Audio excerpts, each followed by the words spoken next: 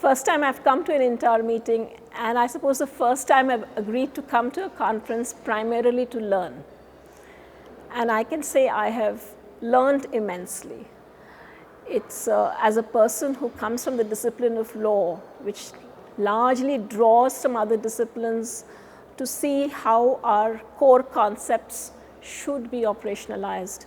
I've got myself lots and lots of food for further work.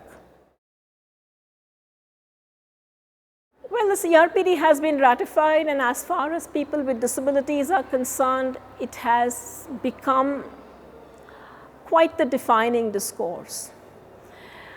As far as state bodies are concerned, whilst we are mouthing the platitudes, or let's say mouthing the rhetoric of the CRPD, legislatively we are not there.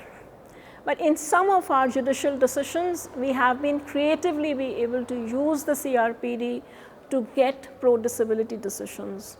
You've got a woman with intellectual disability who wanted to keep her child and did not want to go for an abortion, was able to do so on the strength of the CRPD. And the if you look at the internal reasoning, it's not great, but basically the rhetoric of the CRPD helped her in a major way to get what she wanted. Similarly, you have other kinds of small, big successes, be it in the realm of accessibility. The Supreme Court has kind of issued notice now to governments asking for that, okay, why are you not having more disability accessible spaces?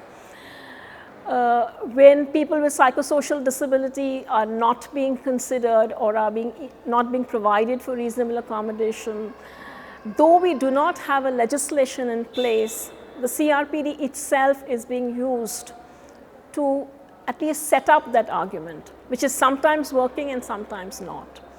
On the legislative front, on the other hand, whilst the social economic rights and have got a certain level of purchase, but then our Disability Act of 95 also recognized social economic rights.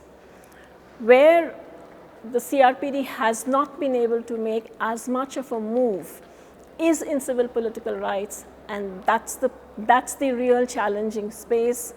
That is what would alter things for especially people with psychosocial and intellectual disabilities, and that's wherein we are confronted with the greatest amount of resistance in the realm for people with psychosocial disabilities from psychiatrists, for people with intellectual disabilities largely from parents' associations.